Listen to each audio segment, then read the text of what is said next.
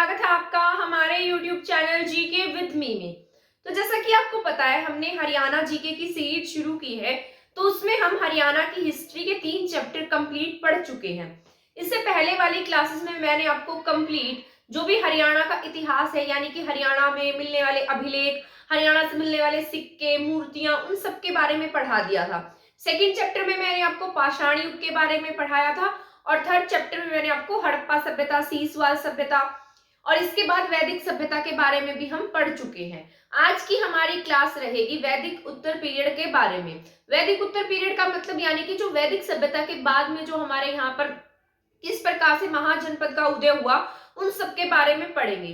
पर उसको पढ़ने से पहले एक बार हम रिवाइज कर लेते हैं कि पहले की क्लासेस में हमने क्या क्या पढ़ा है। इससे आपको भी रिमाइंड हो जाएगा कि आपने कितना पढ़ा है। ठीक है, तो सबसे पहले जैसे हमने पढ़ा था पाषाण युग के बारे में, मैंने आपको बताया था पाषाण युग की शुरुआत 23 लाख ईसा पूर्व से लेकर आपके 10,000 ईसा पूर्व तक थी।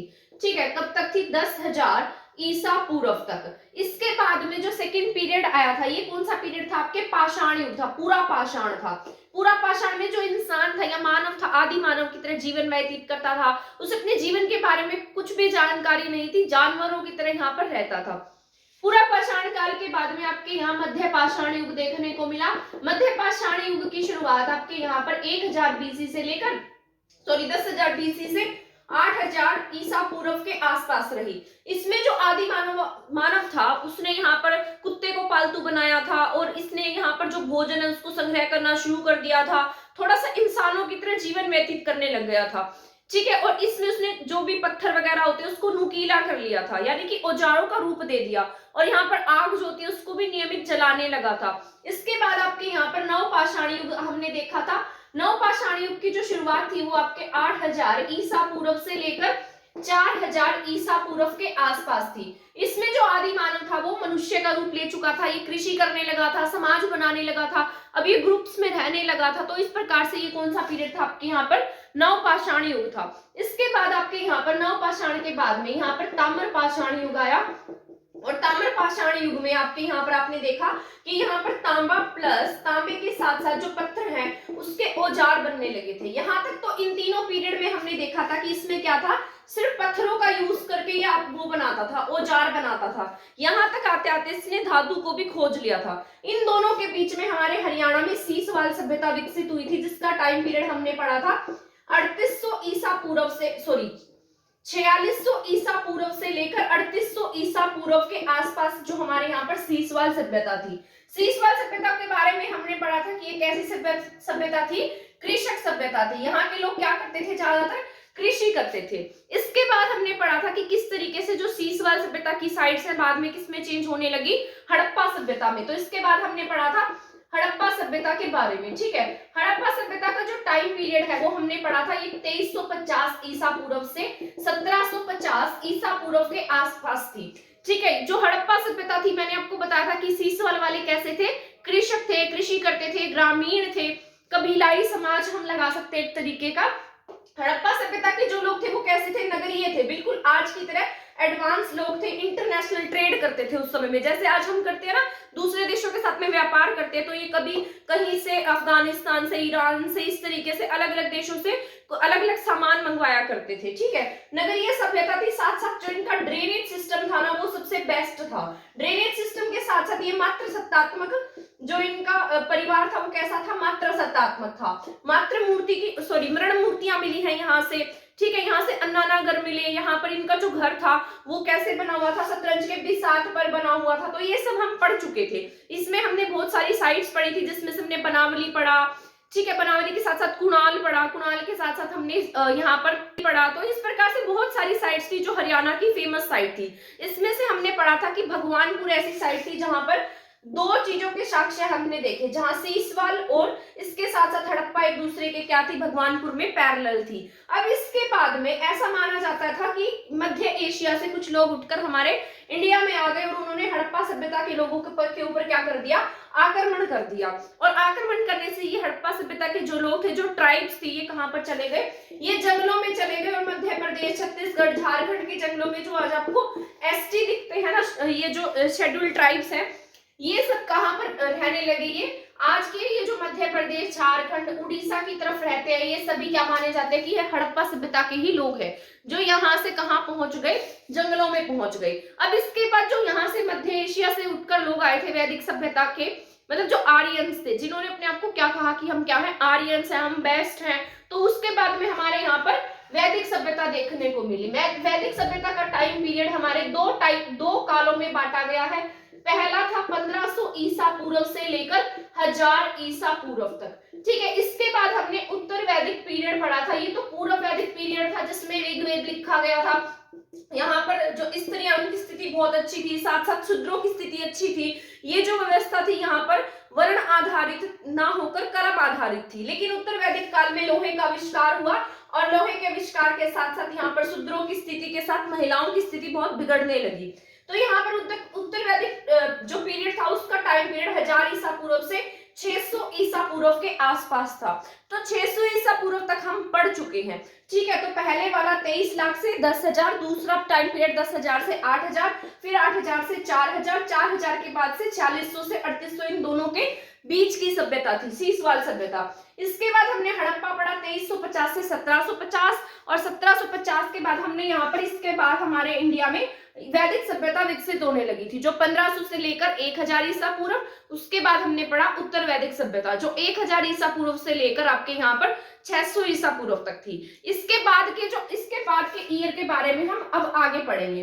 तो बीच में ही आपके यहाँ पर क्या हो गया था, महाभारत का युद्ध हो गया था, जिसके बारे में मैंने आपको बताया था। 950 ईसा पूर्व के आसपास आपके कुरु जंगल जो हमने पढ़े थे, कुरुक्षेत्र पढ़ा था कल की क्लास में, मैंने आपको कुरु प्रदेश पढ़ाया था कि कुरु वंश की समाप्ति के बाद आपके यहाँ पर कुरु वंश उदय होने लगा। और ये कुरु वंश किसका पार्ट था, महाजनपद का। जो आपके यहाँ पर महाजनपद, जो आपके यहाँ वैदिक सभ्यता के बाद में जो आपका इंडिया जो था वो डिवाइड हो गया किसमें, अलग अलग जनपद में, ठीक है। जिसे क्या नाम दिया गया, महाजनपद का नाम दिया गया, जिसमें से आपका एक कुरु वंश भी था। कुरु वंश आपके हरियाणा, कुरुक्षेत्र, यूपी, राजस्थान, इस तरीके के मतलब एरिया से टच करता हुआ यहाँ इन इलाकों में ज्यादा एक्टिव था। तो 950 ईसा पूर्व के आसपास कुरुक्षेत्र में महाभारत का युद्ध हुआ।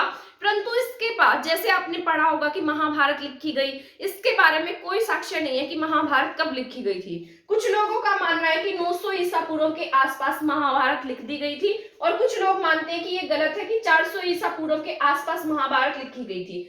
पर ये बात 400 ईसा पूर्व वाली जो बात है, ये हमें मतलब कहानी लगती है, क्योंकि इतने टाइम तक महर्षि वेद व्यास जी कैसे जीवित रह सकते हैं।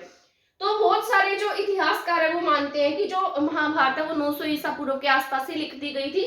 950 ईसा पूर्व के आसपास क्या हुआ था, कुरुक्षेत्र में महाभारत का युद्ध हुआ था, जिसको महर्षि वेद व्यास जी ने सरस्वती नदी के किनारे आदिबद्री के आसपास बैठकर लिखा था। तो ऐसी पुरानी मान्यताएं हैं, ठीक है। तो अगर ये जो लोहे, यहाँ तक क्या हो गया था, हमारे यहाँ पर लोहे का आविष्कार हो गया, रथ बने, और यहाँ पर जितने भी युद्ध के अस्त्र शस्त्र थे वो सभी किससे बने, लोहे से बने।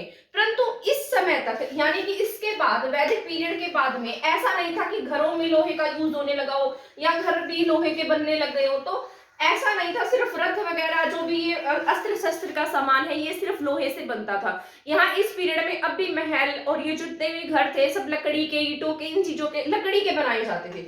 ईंटों का साक्ष्य यहाँ पर खत्म हो गया था हड़प्पा के बाद में। इसके बाद जो आपने जब गुप्त पीरियड पढ़ा होगा, मौर्य पीरियड पढ़ा था, गुप्त पीरियड के आगे चलकर ईंटों का आविष्कार देखने को मिलेगा। उससे पहले इनके घर किसके बने होते थे, लकड़ी के बने होते थे। तो जो वैदिक उत्तर पीरियड था, यानी कि 600 ईसा के बाद में, 600 ईसा पूर्व के बाद में लगभग 300 ईसा पूर्व तक कुछ भी ऐसे बहुत सारे साक्ष्य नहीं मिले हैं, यानी कि बहुत छोटे मोटे राजा हुए जिनका नाम हम हिस्ट्री में काउंट नहीं करते हैं। उसके बीच में, यानी कि जब आपके यहाँ पर वैदिक सभ्यता के बाद में जब ये समाज था जो किसमें बट गया, महाजनपदों में बट गया था, ठीक है। एक बार यहाँ इसको सही लिख देती हूँ मैं, किसमें डिवाइड हो गया, ये महाजनपद में। अब ये महाजनपदों में डिवाइड हुआ, तो इसके साथ साथ यहाँ पर कहीं कहीं पर इस तरीके से ये क्या था, हमारा इंडिया था। तो इंडिया में सबसे बड़ा जो ये था ना, मगध टेरिटरी जो थी वो बहुत बड़ी थी, जो आज का क्या है, बिहार है। इसके साथ साथ कहीं पर कांधार, कहीं पर गांधार, कहीं पर वत्स, और कहीं पर आज का उज्जैन है, ठीक है, अवंती हो गया, जैसे इस तरीके के छुटपुट छुटपुट राज्य यहाँ पर कोई यहाँ कोई यहाँ इस प्रकार से उभर रहे थे, जिसे ही क्या नाम दिया गया, महाजनपद का नाम दिया गया। ये किसके बाद की बात कर रही हूँ मैं, वैदिक सभ्यता के बाद की बात कर रही हूँ। ठीक है, जब हमारे यहाँ पर युद्ध लड़े गए और क्षत्रियों का उद्भव हुआ, क्षत्रिय क्या बन गए, अपनी टेरिटरी के मालिक बन गए, राजा बन गए, युद्ध लड़ने लगे, और युद्ध लड़ने के साथ साथ इन्होंने अपनी अपनी टेरिटरी को बढ़ाना शुरू किया और अपने एरिया में क्या करने लगे, राज करने लगे। तो जो ये मगध था ना, मगध का जो राजा था, जिस प्रकार मगध में अलग अलग राजा हुए, तो उन्होंने क्या किया, अपनी टेरिटरी को बढ़ाकर इन सबको अपने साथ में मिला लिया। ये पहले क्या थे, जनपद थे। जब इन्होंने इन छोटी छोटी टेरिटरीज को मिला लिया तो इसे क्या नाम दिया गया, महाजनपद। अब ये क्या हो गए थे, यहाँ के महाजनपद हो गए थे। ठीक है, महाजनपद होने के साथ साथ यहीं पर बीच में मगध पर एक शासक था जिसका नाम था धनानंद, जो यहाँ पर क्या कर रहा था, राज कर रहा था। और उधर से यहाँ पर तक्षशिला थी, जहां पर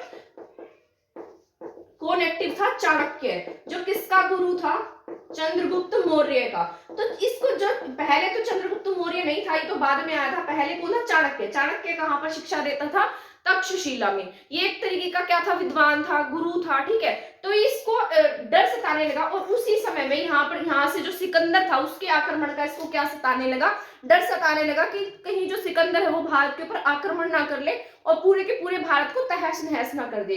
तो चाणक्य जो था ना, वो उठकर यहाँ पर चलता चलता इस तरीके से जंगलों से चलता चलता इस मगध के जो धनानंद है इसके दरबार में आ पहुंचा। परंतु जो धनानंद है वो हमेशा नशे में चूर रहता, मदिरा, मांस और ये भी जितने भी नशीले पदार्थ है उनका सेवन करता रहता था और किसी की बात ही नहीं मानता था। ठीक है, इसको किसी से कोई भी फर्क ही नहीं पड़ता था कि मेरे राज में क्या हो रहा है, बाहर लोग क्या कर रहे हैं, ये सिर्फ अपने उसमें ही मगन रहता था। ठीक है, तो यहाँ से जब जो चाणक्य था वो चलते चलते इसके दरबार में आकर पहुंचा और इसने कहा कि मतलब इस तरीके से हमारे भारत को खतरा है और आपके पास इतनी बड़ी सेना है कि आप क्या कर सकते हैं, हमारे इंडिया को बचा सकते हैं। पर धनानंद ने तो कहाँ सुनी थी, बल्कि इसने क्या किया, चाणक्य का अपमान किया। और चाणक्य को इतना बुरा लगा इस बात का, तो इसने इससे बदला लेने का सोचा। और ये जैसे अब ये वापस की तरफ अपने तक्षशिला में जा रहा, तो रास्ते में से कौन मिला, चंद्रगुप्त मौर्य मिला। एक छोटा सा बालक था जिसको इसने बाद में बड़ा किया, शिक्षा दी और इस काबिल बनाया कि ये इसको मतलब ये अखंड भारत को एक कर सके, यानी कि जो इंडिया है इसको एक कर सके। ठीक है, तो इसने जिस प्रकार से चंद्रगुप्त मौर्य आया, चंद्रगुप्त मौर्य ने फिर किस पर आक्रमण कर लिया, इस धनानंद को हराकर मगध पर शासन स्थापित कर लिया। अब मगध पर शासन स्थापित करने के बाद ये पूरी की पूरी टेरिटरी उसने अपने अंडर में ले ली और इसको एक करने के बाद में अखंड भारत का जो सपना था चाणक्य का उसको पूरा किया। अब इसके बाद हमारा चंद्रगुप्त मौर्य से तो इतना ज्यादा हमारी इसने हरियाणा में इतना ज्यादा काम नहीं किया, लेकिन इसने पूरे इंडिया में अपना जो नाम था वो स्थापित किया। आगे इसके वंशज हुए, जैसे बिंदुसार था, बिंदुसार के बाद में जो इसका पोता हुआ ना अशोक, उसका संबंध हमारे हरियाणा से है। जिस प्रकार आपने लाट की मस्जिद पढ़ी है, अशोक के स्तंभ पढ़े हैं, ठीक है, तो वो सभी किससे संबंधित है, हमारे हरियाणा से संबंधित है। इसीलिए मैंने आपको ये सभी पॉइंट्स जो है वो लिंक करके पढ़ाए हैं ताकि आप इसको रिलेट कर सके कि अशोक कौन था और इसका हमारे हरियाणा से क्या संबंध था। इसी टाइम पीरियड में आपके और भी छुटपुट इलाकों में, जो मैंने आपको एक बार बताया था कि मैं आपको योद्धियों के बारे में कंप्लीट पढ़ाऊंगी, कुनिंदों के बारे में पढ़ाऊंगी, तो वो सब आज की क्लास में पढ़ेंगे। ठीक है, तो इस प्रकार अशोक हुआ। अशोक का एक स्तंभ था, इस तरीके का क्या था, अशोक का एक स्तंभ था जिसे दो भागों में तोड़ दिया गया। एक को बना दिया गया लाट की मस्जिद, ठीक है, क्या बना दिया, लाट की मस्जिद, और एक को क्या बना दिया गया, हुमायूं के दूसरे को हुमायूं के अभिलेख के रूप में अंकित किया गया। तो इसे हमने क्या कहा, हुमायूं का अभिलेख कहा है। ठीक है, और दूसरे को क्या कहा हमने, लाट की मस्जिद कहा है। अब ये जो लाट की मस्जिद है ये किसकी थी, फिरोज शाह तुगलक की थी। फिरोज शाह तुगलक इसे कहां पर उखड़वा कर ले गया, गुजरी महल में। आज ये कहां पर है, गुजरी महल में अवस्थित है। और इस पर इसने अपने ही जो भी मतलब जैसे पहले तो किसका अभिलेख था, ये अशोक का, परंतु इसको जब खुदेर कर या भी कैसे भी इतिहासकारों ने देखा होगा तो इस पर किसके साक्ष्य मिले, अशोक के साक्ष्य मिले। और ये इसको किसने उखड़वा कर ये हिसार में ले गया, फिरोज शाह तुगलक। और ऐसे ही हुमायूं का अभिलेख, तो इसका जो इसकी अशोक का जो अभिलेख था या फिर जो भी मतलब एक तरीके का पत्थर वगैरह लगा लीजिए, तो इसको दो भागों में तोड़ दिया गया। तो किससे संबंधित है, हमारे अशोक से संबंधित है, तो इसलिए हमें ये पढ़ना जरूरी है। ठीक है, तो इस तक तो हमारी यहाँ पर ये कहानी अशोक तक खत्म होती है। अशोक के बाद में हम पढ़ते हैं, जिस प्रकार अशोक के बाद आपको पता है इसने बौद्ध धर्म को अपना लिया था और ये क्या बन गया, धर्म प्रचारक बन गया। और इसने युद्ध की नीति जो है उसको छोड़ दिया।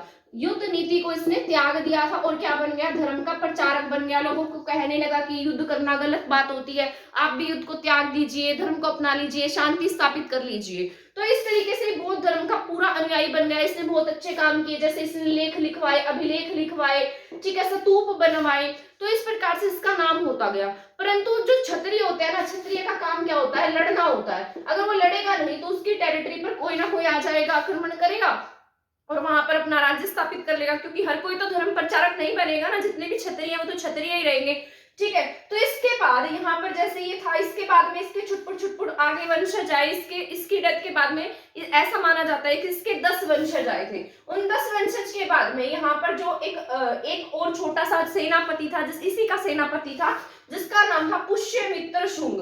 क्या नाम था, पुष्यमित्र शुंग। और पुष्यमित्र शुंग जो था वो क्या था, ब्राह्मण था, ठीक है। और ये इन्होंने किसको अपना रखा था, बौद्ध धर्म को अपना रखा था। तो ये जो पुष्यमित्र शुंग था, ये इनसे काफी चिढ़ता था। इसने क्या किया, अपनी पूरी की पूरी सेना में ब्राह्मणों को मतलब ऐड कर दिया, और इसके बाद इसने इसकी सेना के ऊपर धावा बोल दिया और इसको हराकर अपना राज्य स्थापित कर लिया। किसने, पुष्यमित्र शुंग ने। अब मैं बताती हूँ, ये जो चंद्रगुप्त था, इसका टाइम पीरियड 323 से 324 ईसा पूर्व के आसपास था, क्योंकि बीच में महाजनपद भी एक्टिव हुए थे। और इसके बाद अशोक का जो टाइम पीरियड था, अशोक का जो टाइम पीरियड था वो 273 से 232 ईसा पूर्व के आसपास रहा था, ठीक है। तो आपको ये याद रखना है, हमने ऊपर क्या पढ़ा है, 323 से 324, इसके बाद में अशोक आया। अशोक का टाइम पीरियड 273 से 232 ईसा पूर्व के आसपास रहा। इसके बाद जैसे पुष्यमित्र शुंग आया, तो पुष्यमित्र शुंग के आते आते इसके बाद में और भी बहुत सारे राजा हुए थे जिन्होंने यहाँ पर शासन किया, जो अशोक के क्या थे, वंशज थे। परंतु इसके बाद जब पुष्यमित्र शुंग आया, तो पुष्यमित्र शुंग के आने के साथ साथ यहाँ पर दूसरी शताब्दी आ चुकी थी, या सेकंड ईसा पूर्व, सेकंड बीसी कह सकते हैं, शताब्दी तो नहीं, सेकंड ईसा पूर्व तक ये जो इनका टाइम पीरियड है ये आ चुका था, जहां पर ये 0 आया, ठीक है। 0 से पहले क्या है, सेकंड ईसा पूर्व। इसके बाद में आगे हमारा जो कैलेंडर शुरू होगा वो एडी से स्टार्ट हो जाएगा। तो पुष्यमित्र शुंग, क्या नाम था इसका, पुष्यमित्र शुंग। ये क्या था, ब्राह्मण था। तो इसने क्या कर लिया, यहाँ पर अपना जो भी वर्चस्व है वो स्त्री थे, कभी भी कह सकते हैं हम इनको, लेखक कह सकते हैं या विद्वान कह सकते हैं। तो पतंजलि थे, आपको पता है पतंजलि योग गुरु थे, इनके गुरु थे, कुल गुरु थे पतंजलि, जिन्होंने क्या लिखी थी, पतंजलि ने लिखी थी महाभाष्य, ठीक है। तो इनके द्वारा एक पुस्तक लिखी गई थी जिसका नाम क्या था, महाभाष्य। तो ये कहां पर थे, पुष्यमित्र शुंग के टाइम पीरियड में। पुष्यमित्र शुंग तो पूरे इंडिया में एक्टिव था, मगध के एरिया में ज्यादा एक्टिव था, लेकिन आपके हरियाणा में उस टाइम पीरियड में आपके हरियाणा में छुटपुट राजा उभर कर सामने आ रहे थे, ठीक है। तो अब पढ़ते हैं उनके बारे में। तो अब तक हमने पढ़ा है जिस प्रकार से आपके इंडिया में पुष्यमित्र शुंग का शासन था, उसी प्रकार आपके हरियाणा के छोटे मोटे एरिया में, जिस तरीके से ये आपका हरियाणा है, सॉरी तो मैं इंडिया का मैप बना रही हूँ, तो देखो इस तरीके से ये क्या आपका गंगा और यमुना की नदियों के आसपास आपका जो हरियाणा था, तो हरियाणा में जो हिसार था ना, हिसार के आसपास एक साम्राज्य उत्पन्न हो रहा था जिसका नाम था अगर साम्राज्य या अगर गणराज्य, हम इसको कह सकते हैं, ठीक है। जिस प्रकार से आपके यहाँ अगर गणराज्य था, तो ये कौन सी जगह पर एक्टिव था, आपके हिसार में। हिसार के साथ साथ आपके यहाँ पर महेंद्रगढ़ के एरिया के आसपास, जैसे महेंद्रगढ़ है, राजस्थान से लगती हुई पट्टी है आपके, तो यहाँ पर इसके आसपास में आपके यहाँ पर एक्टिव हो रहे थे अर्जुनायन। जिस तरीके से आपके यहाँ पर जिस प्रकार महाभारत का युद्ध हुआ, महाभारत के युद्ध के बाद में छुटपुट राजा तो बच ही गए होंगे, उनके वंशज बचे थे ना, तो ये वही है, ठीक है। जो किसके वंशज हैं, जो कुछ पांडवों के वंशज यहाँ पर रह गए, जैसे अर्जुन के अर्जुनायन हो गए, योद्धियों के युधिष्ठिर के योद्धे हो गए, ठीक है, कुनिंद हो गए। तो इस प्रकार अलग अलग एरिया में एक्टिव थे। और शिवालिक के आसपास आपके यहाँ पर एक्टिव थे कुनिंद, ठीक है। तो कुनिंद पूछेगा तो कहाँ एक्टिव है, ये शिवालिक रेंज के आसपास एक्टिव है। अब शिवालिक रेंज में यहाँ पर जैसे अंबाला था, ठीक है, अंबाला के साथ साथ यहाँ पर सुद्ध था, जगाधरी था, तो इस तरीके कहीं कहीं कुरुक्षेत्र का थोड़ा बहुत एरिया था। तो ये सभी कौन थे, आपके यहाँ पर कुनिंद थे, ठीक है। कुनिंदों के साथ साथ यहाँ अर्जुनायन थे। अर्जुनायन आपके महेंद्रगढ़, चरखी दादरी, इस एरिया में ज्यादा एक्टिव थे, झज्जर। तो इस एरिया में कौन देखने को मिले, अर्जुनायन देखने को मिले। अगर जो आपको पता है हिसार अग्रोहा के पास में कौन एक्टिव थे, अगर एक्टिव थे। और बीच में आपके जो उत्तर भारत है, जो जलोढ़ मिट्टी का मैदान है, यहाँ पर आपके एक्टिव थे योद्धे, ठीक है। तो यहाँ पर कौन एक्टिव थे, ये ऐसा माना जाता है किसके वंशज थे, ये युधिष्ठिर के वंशज थे, ठीक है, अर्जुनायन, अग्रज, इसके बाद हमने पढ़ा योद्धे और कुलिंद। तो ये आपके क्या थे, छोटे मोटे एरिया में आपके हरियाणा में ये क्या कर रहे थे, शासन कर रहे थे। लेकिन इन सब में से जो ताकतवर उभर कर आए वो कौन थे, योद्धे थे। तो योद्धे क्या थे, इनमें सबसे ज्यादा शक्तिशाली थे। तो जिस तरीके से ये आपके हरियाणा में शासन कर रहे थे, उसी समय ये अग्र जो थे ना, अग्र जो साम्राज्य, ये क्या मानता था, ये मानते हैं कि हम किसके वंशज है, भगवान राम के। ठीक है, सूर्यवंशी वंशज, जिनका नाम था आपके यहाँ पर महाराजा अग्रसेन। तो ये किसको अपना वंशज मानते थे, ये ऐसा मानते थे कि महाराजा अग्रसेन से ही ये उत्पन्न हुए हैं। ये जो भी अग्र है, ये किसकी उत्पत्ति मानते थे खुद को, महाराजा अग्रसेन की। ठीक है, तो जिस तरीके से ये कैसे लोग थे, ये वैश्य थे। वैश्य कौन थे, जो व्यापार करते थे, पणी थे जो लोग। ठीक है, तो आज भी आप देखेंगे कि आपके यहाँ पर जो वैश्य लोग हैं, जो अग्र हैं, जिसमें से बनिया, जो भी बनिए लोग हैं, गुप्ता है, गोयल है, ये सब किस में आते हैं, अग्रगण। ये अपना वंशज किसको मानते हैं, महाराजा अग्रसेन के वंशज मानते हैं ये खुद को। ठीक है, तो ये कहां पर एक्टिव हो रहे थे, अग्रोहा के आसपास छोटे से इलाके में क्या थे, ये एक्टिव थे। इसके साथ साथ अर्जुनायन थे, जो अर्जुन के वंशज थे। इसे किसके वंशज कहा गया, अर्जुन के वंशज। इसके साथ साथ ये युधिष्ठिर के वंशज थे, बहुत शक्तिशाली थे। जिस तरीके से मैंने आपको बताया है, आपके इंडिया में शुंग वंश था, परंतु आपके यहाँ पर बाहर से आक्रमण हुआ, उसका नाम था कनिष्क। ठीक है, कनिष्क तो हम क्या कहेंगे, कौन सा वंश था, कुषाण। ठीक है, तो कुषाण वंश का शासक था कुजुल कडफिसिस, जो कनिष्क का क्या था, दादा था, कुजुल कडफिसिस। ठीक है, कुजुल कडफिसिस, विम कडफिसिस, बाद में कौन आएगा, कनिष्क आएगा। तो यहाँ पर इसने क्या किया, कुषाणों ने आक्रमण किया आपके इंडिया के ऊपर। इंडिया के साथ साथ इन्होंने आपके हरियाणा में भी, ये हरियाणा में भी आए, और हरियाणा में जब इन्होंने आक्रमण किया, तब ये जो आपके यहाँ पर ये योद्धे गणराज्य था, योद्धे ने मिलकर इनको हराया और यहाँ से बाहर उखाड़ कर फेंक दिया, किसको, कुषाणों को। हरियाणा में इन्होंने एंटर नहीं करने दिया। तो अब इन्होंने जब इसको जीत लिया, यानी कि ये दोनों क्या हो गए, एक हो गए, योद्धे और अगर क्या हुए, इस समय में एक हो गए थे। तो इन्होंने के बाद आपके यहाँ पर जिस तरीके से कुजुल कडफिसिस ने आक्रमण किया, क्योंकि कुजुल कडफिसिस जो था वो बहुत ज्यादा शक्तिशाली राजा नहीं था। इसके बाद फिर से आपके यहाँ पर कौन आएगा, कुषाणों का जो प्रमुख और सबसे शक्तिशाली राजा होगा, जिसका नाम होगा कनिष्क। अब कनिष्क यहाँ पर आक्रमण करेगा और ये क्या होंगे, ये हार जाएंगे। इससे युधिष्ठिर भी हार जाएंगे, अगर कुलिंद भी, जितने भी यहाँ पर शासन कर रहे हैं, सब इससे हार जाएंगे और यहाँ पर किसका शासन स्थापित हो जाएगा, आपके कनिष्क का शासन स्थापित हो जाएगा। इसी प्रकार जो आपके ये योद्धे थे, योद्धियों की राजधानी थी प्रिकर्तनाक, जैसे आज हम नौरंगाबाद के नाम से जानते हैं, जो आपके कहां पर है, भिवानी में है। ठीक है, तो नौरंगाबाद क्या थी, इनकी कैपिटल थी, यहाँ पर ये रहते थे। और इसके साथ साथ इनके जो टकसाले हैं, जहां इनके सिक्के बनते थे, वो कहां पर बनते थे, खोखरा कोट में। कहां बनते थे, खोखरा कोट। तो यहाँ पर इनके सिक्के ढालने का जो काम होता था, वो होता था रोहतक में। रोहतक में क्या है, खोखरा कोट एक एरिया है जहां पर इनके सिक्के ढाले जाते थे। जब कनिष्क ने यहाँ पर आक्रमण किया, तो इसके भी जब हमने बाद में जैसे तो उसमें ऐसे अवशेष प्राप्त हुए, जिसमें देखा गया कि यहाँ पर कुछ कुछ चुटपुट एरिया में कनिष्क के सिक्के या कुषाणों के सिक्के भी मिले हैं। तो जो इस बात का संकेत देते हैं कि यहाँ पर क्या थे, एक्टिव रहे थे। इस टाइम पीरियड में कोई भी पुस्तक वगैरह नहीं लिखी गई थी, क्योंकि बहुत ज्यादा बड़े राजा नहीं थे, और बड़े राजा ना होने की वजह से इन्होंने क्या किया, अपने सिक्के छपवाए थे, पुस्तकें नहीं लिखवाई थी। क्योंकि इंडिया में पुष्यमित्र शुंग था, जिसके काल में पतंजलि हुए, उन्होंने तो पुस्तक लिखी है, क्योंकि वो क्या थे, बड़े स्तर के राजा थे। ये चुटपुट राजा थे, तो इन्होंने कोई भी पुस्तक वगैरह नहीं लिखवाई। यहाँ पर सिर्फ सिक्कों का काम हुआ, जिन पर कहीं पर अग्र, कहीं पर द्वि, कहीं पर त्रि, तो इस तरीके के नाम अंकित थे। तो इसके बाद में जैसे कुजुल कडफिसिस आया, कुजुल कडफिसिस के बाद कनिष्क आया। कनिष्क ने पूरे के पूरे हरियाणा को अपने साइड में कर लिया, और कहीं कहीं खोखरा कोट से भी कनिष्क के सिक्के मिले, यहाँ से भी कनिष्क के सिक्के मिले, और यहाँ बूढ़िया, जगाधरी, यहाँ से भी इसके सिक्के देखने को मिले हैं, किसके, कनिष्क के। इसके बाद कनिष्क के बाद जैसे कनिष्क की डेथ हो गई, कनिष्क की डेथ के बाद में यहाँ कोई बहुत ज्यादा जो भी एक कुषाण शासक थे, तो बहुत ज्यादा शक्तिशाली शासक तो नहीं बचे कुषाण के बाद में। ठीक है, तो ये तीनों मिल गए, अग्र, अर्जुनायन और इसके साथ साथ कुलिंद। तो इन तीनों के मिलने के बाद में इन्होंने क्या किया, जो कुषाणों के बाद में वंशज थे, उनको हरा दिया। और इनको हराने के बाद इन्होंने एक सिक्का चलाया, जिसे नाम दिया त्रि। अब ये तीनों क्या हो गए हैं, इकट्ठे मिल गए हैं। ठीक है, अर्जुनायन, योद्धे और कुलिंद। तो इन्होंने कौन सा सिक्का चला दिया, त्रि सिक्का चलाया। और एक बार ये दोनों भी इकट्ठे हुए थे, योद्धे और अर्जुनायन, तो इन्होंने द्विन नाम का सिक्का चलाया था। ठीक है, तो आपसे पूछ ले कि कौन सा सिक्का किसके द्वारा चलाया गया, तो अब आपको इसके बारे में पता होना चाहिए। जैसे अर्जुनायन है, अर्जुनायन और योद्धियों ने कौन सा सिक्का चलाया है, द्विन नाम का सिक्का। तीनों की बात की जाए तो तीनों ने कुलिंद नाम, इन्होंने त्रि नाम का सिक्का चलाया। कुलिंद, जब आपके यहाँ पर किसने आक्रमण किया था? कुजुल कडफिसिस ने। कुजुल कडफिसिस ने जब आपके हरियाणा पर आक्रमण किया तब आपके यहाँ पर जो योद्धे थे और योद्धे के साथ में कुनिंद मिल गए। योद्धे और कुनिंदों ने आपस में मिलकर इनको यहाँ से भगा दिया। किस किसने? योद्धियों ने और कुनिंदों ने। इसको यहाँ से भगाने के बाद इन्होंने क्या चलाया? एक सिक्का चलाया जिसे द्वि नाम दिया गया। ठीक है, तो अब आपको याद रखना है कि योद्धे प्लस कुनिंद, योद्धे और कुनिंदों ने कौन सा सिक्का चलाया है? द्वि नाम का सिक्का चलाया है। इसके बाद अर्जुनायन और योद्धियों ने कौन सा सिक्का चलाया? द्विन नाम का सिक्का चलाया है। ठीक है, जब ये सभी आपस में ये तीनों मिल जाएंगे, अर्जुनायन, योद्धे और योद्धियों के साथ में कुनिंद, तब ये एक सिक्का चलाएंगे जिसे क्या नाम दिया जाएगा? त्रि। ठीक है, तो ये तीनों मिल जाएंगे तो कौन सा सिक्का चलाएंगे?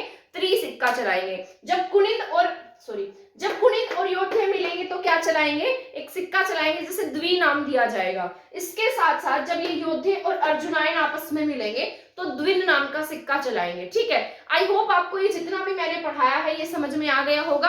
अब हम नेक्स्ट क्लास में मैं आपको इसका डिटेल के साथ में यहाँ पर एक्सप्लेन करके पढ़ाऊंगी। अगर आपको वो नोट करना हो तो आप नोट भी कर लीजिएगा और आपको इससे बेहतर समझ में आ जाएगा। ठीक है, तो यहाँ से आपकी अंडरस्टैंडिंग बन गई होगी। इसके बाद हम पढ़ेंगे इसके बारे में कंप्लीट डिटेल के साथ में, और हमारा जो वैदिक उत्तर पीरियड है वो भी क्या हो जाएगा? खत्म हो जाएगा। उसके बाद हम स्टार्ट करेंगे जैसे आपके यहाँ पर हर्षवर्धन आया और तोमर वंश आए, चौहान आए, उन सब के बारे में। ठीक है, तो आई होप आपको ये क्लास समझ में आई होगी। अगर आपको ये समझ में आई है, अगर आपको लगता है कि मेरी क्लास किसी के लिए हेल्पफुल हो सकती है तो इसको शेयर कर दीजिएगा। अगर आपने चैनल को सब्सक्राइब नहीं किया है तो हमारा चैनल सब्सक्राइब कर दीजिएगा। आज की क्लास में इतना ही, मिलते हैं नेक्स्ट क्लास में इसकी फुल एक्सप्लेनेशन के साथ। इतने हमारे चैनल के साथ बने रहें और थैंक यू, धन्यवाद।